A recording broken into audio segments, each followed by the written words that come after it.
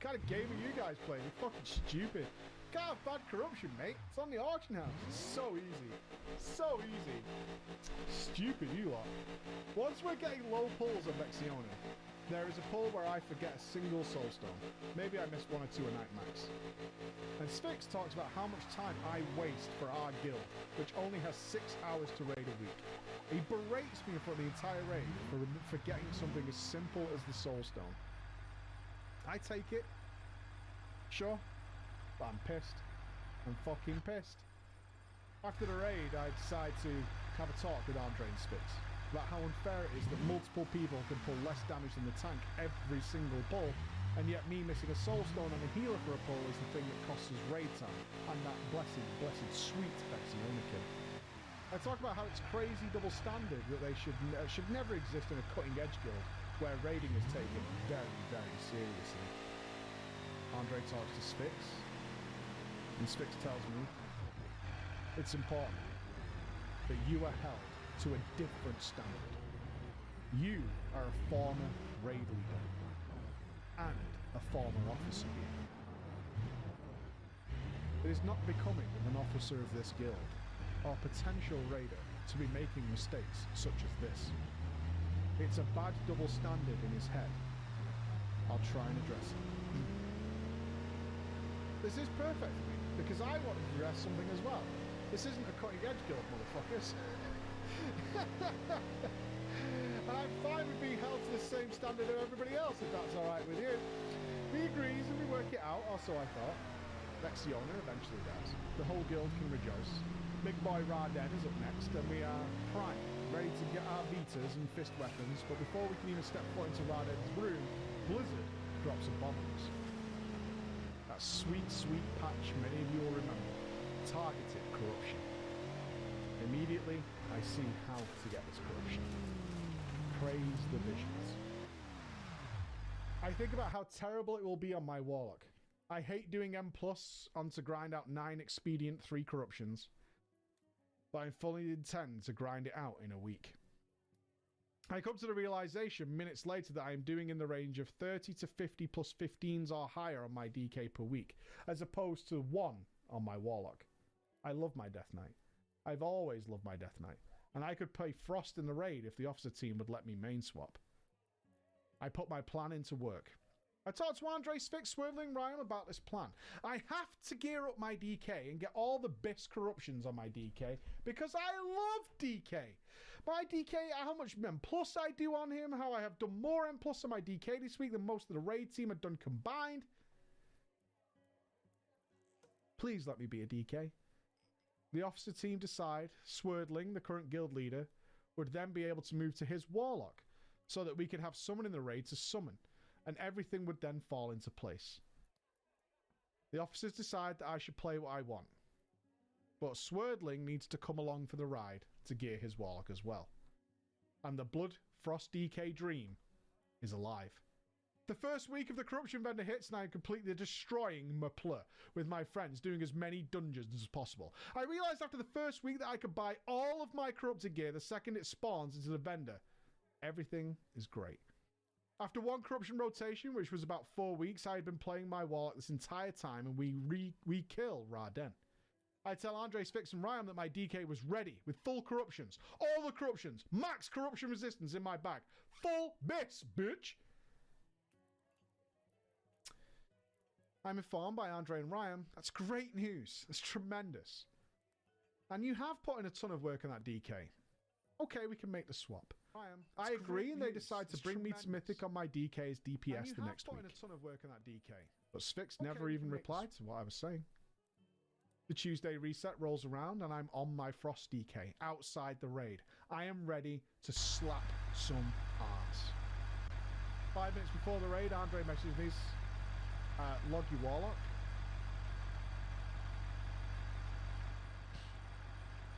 We good?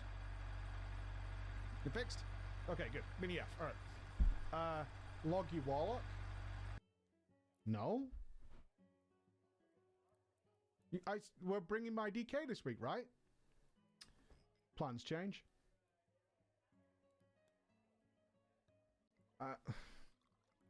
I'm told I can't. And as I'm trying to get my officer spot back, I decide not to rage until after raid night. I relog and join in my warlock, and Swordling is in the group on his warlock. He used to be the DK, and the agreement was that we were swapping around until I inspected him. Swordling had 0 Mythic Plus items, some shabby heroic gear, didn't have his essences, still had blue on his character, he had 1 or 2 expedient 3s. I am told by people during the raid that the plan was to bring my warlock so that I could gear Swordlings.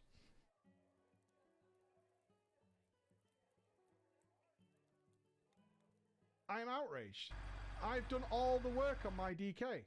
I am ready for this fucking raid on that character. I put in so much time and effort. But he gets a free ticket on a character who's full CBA'd.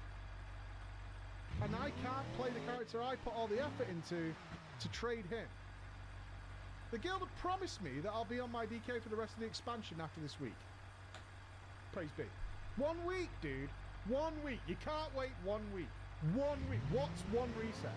1 reset. You're going to kick up a stink for 1 reset? We promise, mate. We promise. After this reset, it's all G's, man. It's all G's.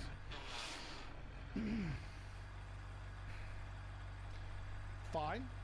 As long as I don't play my warlock anymore. He has fallen in DPS. He's now 4th to 5th DPS spot because I've been playing my DK and getting my Vis corruptions over there. Drestagath dies during the week. We had Swirling's warlock in the group. The next week rolls around, and right before raid again, I'm sat on my fucking Death Knight and even more ready. I have everything. Raid supplies brimming in the bags. My supplies of my warlock practically empty at this point. Ryan messages me and says, "What do you know about Il'gynoth?" What do you mean? Kinda need 2 warlocks for Il'gynoth. And we're doing Il'gynoth. So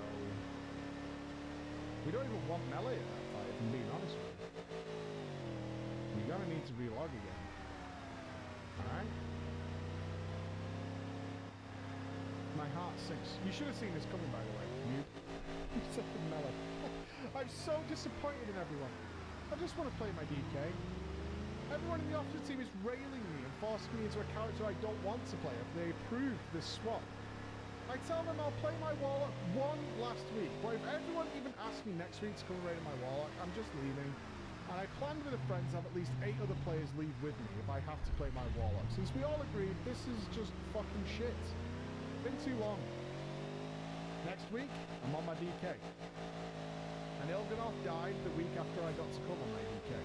We are 10 out of 12 mythic.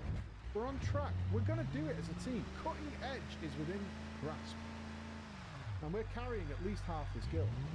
My DK rips through the raid, and in my 2nd week on him, I'm top 2 on the DPS. Behind Fire Mages, duh. I'm competing with him. My lowest pass is an 18 mythic, and I'm enjoying raiding and playing WoW again. Finally, I'm having fun. Unfortunately, this is when we got to Carapace. I got a 96 percentile pass on my only Il'gynoth mythic kill on my Death Knight, and I think they would never want me to play Warlock again for that performance. The weekend before the raid plan is being made for Carapace.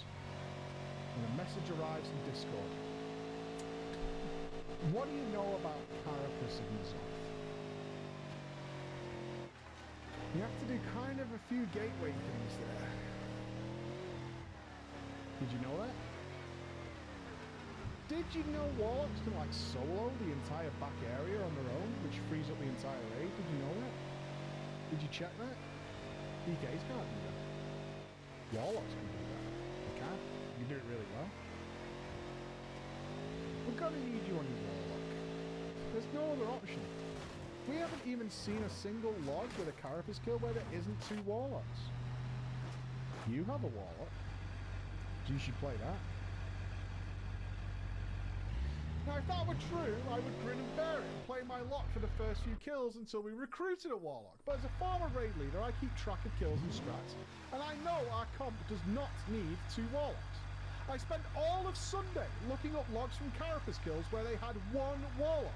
On Tuesday, I asked the officers to meet with me so we can come to terms on what the fuck I'm supposed to be even playing. Oh no, we've got net issues down the arse. Is it dead? Yeah, it's totally dead. Come back to me, baby! Give me 5 more minutes! Come on! It's not saved, it's dying, I can see it. We're good. On Tuesday, I asked the officers, meet with me. Let's sort this out. I could seal my proof. Over 30 guilds I had found that had 1 or less warlocks on Carapace, and they tell me, yeah, but we're going to need you to play warlock, because 2 warlocks are required, and we only have 1. But all these guilds did it with 1 or none.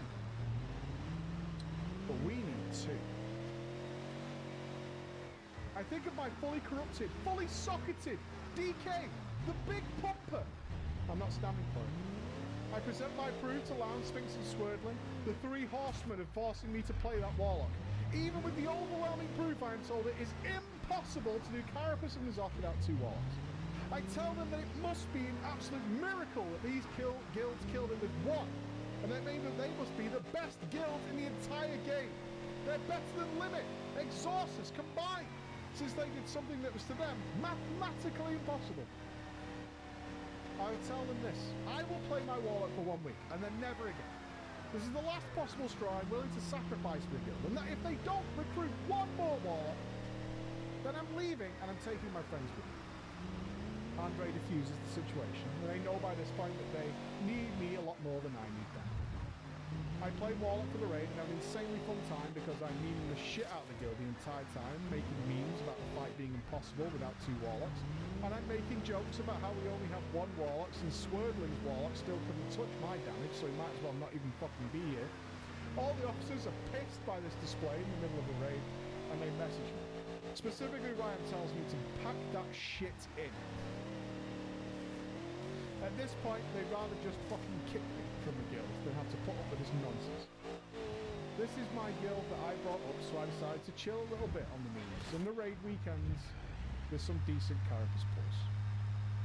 The officer team frantically recruit a warlock during the week as I relax on my death night and finally have a moment's respite from the officers who have been making my tier hell. We get a warlock and eventually kill Carapace. When Carapace dies, Sphinx says he'll be stepping down as raid leader at 11 out of 12. He's exhausted, he's burnt out with the tier, and he needs a break. Swordling and Madfish follow in the next week. The guild goes from its 6 officers to 3 in over 7 days. No one lined up to replace when he finished his last raid that week. Eventually, Ryan and Andre convinced Lounge, the guy who ousted me from my own guild in Eternal Palace, that it'd probably be a good idea if I did it. After all that had happened in the tier, Andre and Ryan were still some of my closest, longest personal friends on WoW. This guild was my guild, and I had come back. I climbed up, I persevered to get my spot back as raid leader. The week after I took my mantle, 11 people left the guild. I am ready to lead you! I realised there was no break. There was no burnout for these 3 officers. They had gone to make their own guild. They were sick of the threats. I am promoted to officer and I decided to type my name in the officer chat channel on Discord, which wasn't cleared, only to see my name mentioned over 200 times since the week I had returned for Eternal Palace. These messages that I read about myself, they range from, he's a fucking terrible player, he's so toxic, we can't have him be an officer again, to how much I was complaining during the tier, to how much I was playing my character and no life in the game, while others didn't have time to do that. Then I see the motherload of a plot. After my meme night on Carapace, there are over 100 messages in this Discord in a single night about a plan where the second Mythic N'Zoth dies, they would kick me from the guild and flame me on Discord. Andre and Ryan, my dear friends, agreed to this plan. Andre said he had had enough of my bullshit, and he was ready for me to be done in the guild. I couldn't believe it. I'm honestly not surprised. Genuinely. Genuinely not surprised. Really. You do come across as having quite the ego. I'm just going to put it out there. Alright, flame me all you want. You do come across as having quite the ego. And I kind of think you probably toned it down a little bit here. Just putting it out there, I'm not that surprised. I was handed a broken raid team missing 9 raiders. Granted, they were our worst raiders, leading with Lounge, who wasn't playing but giving his advice. Andre and Ryan being my 2 officers who, with less than 30 days before it agreed to kick me because they were done with my bullshit, I got my guild in line. I have an officer meeting with Andre and Ryan addressing all the bullshit they said and asking if they wanted to continue the guild and make it better than ever with an actual cutting-edge atmosphere and people who generally wanted to put in time to their characters. They agreed, and to my rejoice, I rebuilt my roster. The first few weeks of raid were rough, but we still had a N'Zoth lockout on my Warlock. I was raid leading on my Death Knight and keeping everyone afloat. My raid team cleared all the way up to Mythic Gilganoth and eventually killed me. We knew Shadowlands were on the horizon, and after I made all the information for N'Zoth, we all decided to save it for another day and prepare for the Shadowlands instead. It was a mutual decision, and we all needed a break from this absolutely insane tier. In the meantime, Sphinx, Swirling, and Madfish had gone onto their own guild on the server, and while we were back at 11 out of 12 Mythic, they were advertising their guild on Wild Progress. They had labelled it as a cutting-edge guild, whose players were 11 out of 12 Mythic, currently and going to re-clear. They ended that tier a whopping 4 out of 12, and also got ready for the Shadowlands. I really like the people in the guild, I just can't raid with them. Eventually, Ryan left my guild and went to the other guild. I write this today, 1 week into the Shadowlands, with my guild asking how the guild imploded in Nylofa, and I thought I would share the story. I have 28 amazing raiders who are hungry to get their cutting-edge side in Athreus, and I want to raid lead a cutting edge. I persevered, and this is my time to show it. I want to be friends with the other guild because at the end of the day, the stuff that happened occurred because half the guild were a heroic guild, forced into it.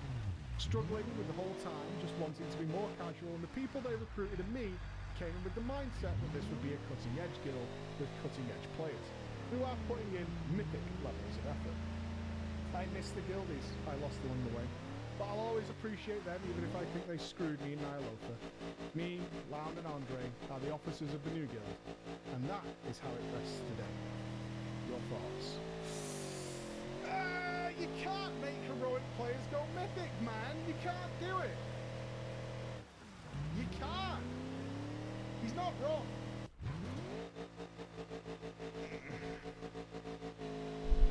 It was 2 guilds trying to work together. That's never going to work.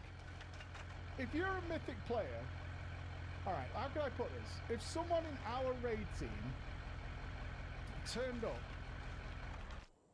and said... Let's say Finn. Right, let's pick Finn. Let's pick on Finn. If Finn turns up and he tells me something like, I haven't done any Mythic Plus for the last few weeks during progress. I kind of believe that, like, that just wouldn't work, right? But Finn would never do that because he wouldn't. He just wouldn't do that, right? Yeah, that's what I'm saying. I'm not saying you can't go from heroic to mythic. Yeah, if you heard me say that, that wasn't what I'm saying. What I'm saying is you can't take players who want to do like heroic level content where you can kind of be relaxed and casual and you can miss quite a lot of stuff and still be fine, and put them into like a cutting edge guild. That's not going to work. That's not going to work. It's going to frustrate and anger a lot of people. I would also say you definitely have a chip on your shoulder though. I would definitely say that. I would definitely say that. It's a combination of those things. That's tough. I don't envy any of you in that scenario. Make friends, for Christ's sake. Make friends. You're both probably fine. Make friends along the way. That's okay. Make friends. Make friends. Just talk to them. They'll be fine. They'll be fine. Who gives a fuck? Most people are fine when you talk to them. Just make friends. You already know them. Just whisper them. You'll be fine. It was fine. Too try-hard?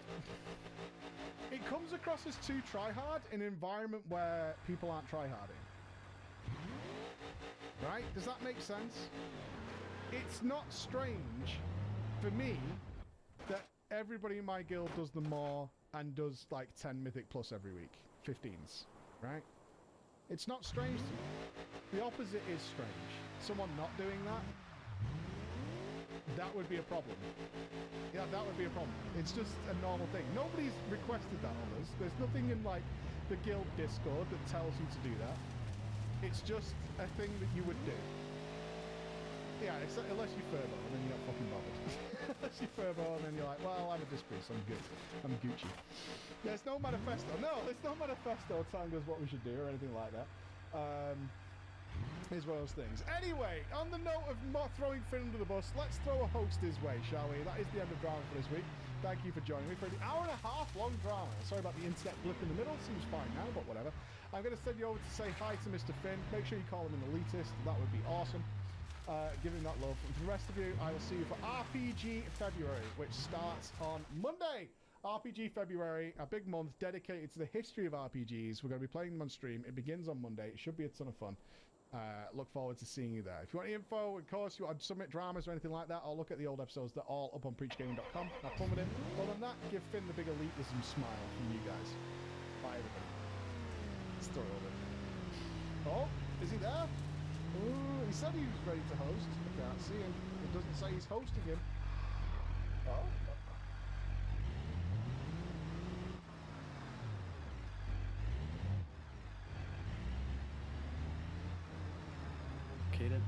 But ended up being the opposite. I think that with the PvP and the vault targeting pieces, I think we were more geared relative to past years for sure. Yep. So it ended up being the opposite. We had way more than enough gear to kill the boss, rather than in past years a lot of time we were just barely scraping by. I mean, we killed the boss with like 5 seconds left, 6 seconds left, right? Yeah, yep. Easy for a first kill. And I don't think you even had enough time to like pull enough into phase 3 to do those like, get used to it and do the little small DPS increase here and there. Yeah, we allocated the CDs after the first night, and then we just had enough damage. Like you didn't really have to pull maybe like 20 pulls in the last phase, 30 max, and then you killed the boss. Yeah, just a little bit disappointed myself that it wasn't this tight, right? Like, maybe if they cut like 10 seconds from the last phase, that would have been good. They also could have made the end of the fight more interesting. In fact, I think at the end of your all's last week, you guys saw that lineup, but I don't think you saw past there, and neither did we. So you think like, we're gonna have to, we can stop our raid early this week because we're gonna have to learn the end of the fight with more gear tomorrow, right? Like the very end, and then you actually get there and you're like, okay, if you live the second Sinister Reflection, like there's nothing that happens, right? And that could have been different. You know, they could have done something at the end. It's like the way they set up that fight was so there's weird lineups with knockbacks and seeds, but then there became this really weird thing where 15 to 20 seconds before the second Sinister Reflection, and then right after it, there's no mechanics. So it's just, it became easier almost. It's like a front-loaded difficulty fight. And going back to generals, which is what you brought up before, why I don't like generals. So it was, okay, so obviously it had a lot of bugs, but they were fixed relatively quickly. The most frustrating were Draven sometimes going very fast and sometimes very slow. That was extremely frustrating. The boss resetting was frustrating. The Wicked Blades duplicating and double hitting again was fixed fast, but the first day was frustrating. But the thing that I think I disliked the most is how much the timings changed based on random cast sequence before they finished it. That was really bad. And then maybe just the general concept of a 12-minute long non-end boss that's easy at the end. You want it to be that fight is ramping difficulty up till the second intermission, and then you like AFK the second intermission almost to push at the right time, and then the last phase just is one shot. Do you know what I mean? Like, it's just so anticlimactic. It was hard for all the wrong reasons. And also the one thing I forgot too, it's a 20% absorb is when they're supposed to get the absorb, and they fixed it now for other guilds, but for us, sometimes it would shield at 20.5 and kill shots don't work, and our prot warrior execute doesn't work and stuff like that. That happened more than enough to wipe us because of exactly that. It was very, yeah, I didn't like any of that. Yeah. So what I want to kind of emphasize, because SLG has taken a lot of hits this year, right? Like those two poor guys, Cal and Grassal. Who are you, Man, Dad? a lot of hate. What I want to say is that I think it's a solid boss in terms of the mechanics. I think the main thing that I wanted to mention, which I think would make everything else a lot easier, and a lot of people would probably hate it a lot less, is the random time mix, which you mentioned. That is the main problem I see with this fight, and I think it's a general philosophy problem that I hope that Blizzard starts changing a bit, whereas every time you change a phase on a fight, it should reset, like completely reset timers, and whatever they wanted to cast first in that phase, just do it and start over fresh. Because it's so annoying when you're like, oh, do we turn in the last orb? Oh wait, we're gonna get like blades right at the end, but sometimes the blades get delayed or interrupted. Like the meteor, sometimes you remove the bleeds, but then the meteor doesn't land. It's so weird. I think, and then that affects the timers for the rest of the phase. Like some phase twos were crazy, and some phase twos were really easy, just because of the start of the phase and how the timers like interacted with each other. So I think that was the main thing. Obviously, we didn't experience a lot of the bugs that you guys did, but I think if you fixed those things, the timers, and just cut maybe a couple of minutes from the fight, I think the fight is kind of enjoyable. At least from my perspective, I kind of liked it.